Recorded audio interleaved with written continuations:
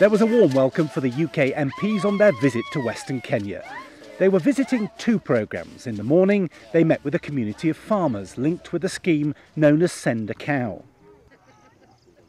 Later, they were in the Emuhaya district, in a community which has been labelled FIPS Village, after the RIU-backed scheme which is empowering smallholder farmers to put research into use to improve food security. This is orange flesh. You see?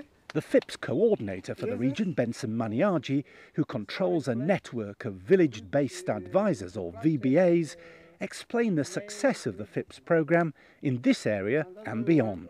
In Western Province, under FIPS project, we have established FIPS villages in several villages. We have established 165 villages since we started in Western Province.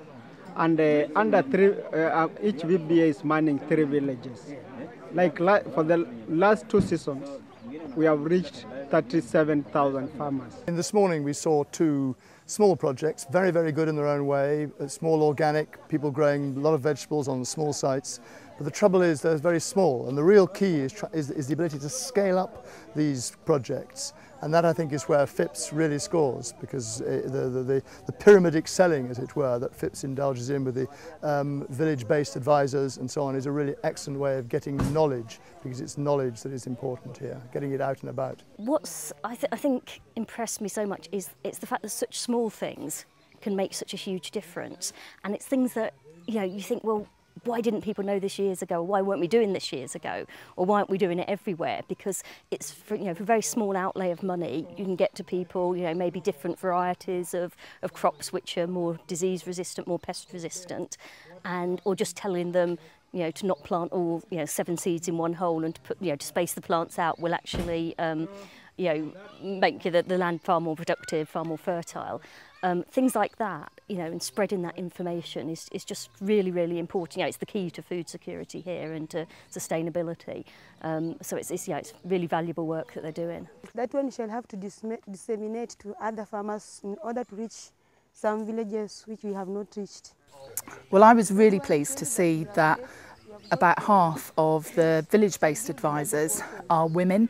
I think that the role of women in subsistence farming, small-scale farming in Africa is absolutely crucial, and in order to build up those relationships, I think it's great that there are young women involved, who can gain the trust of both men and women, and actually make the changes that need to be made in the local agriculture.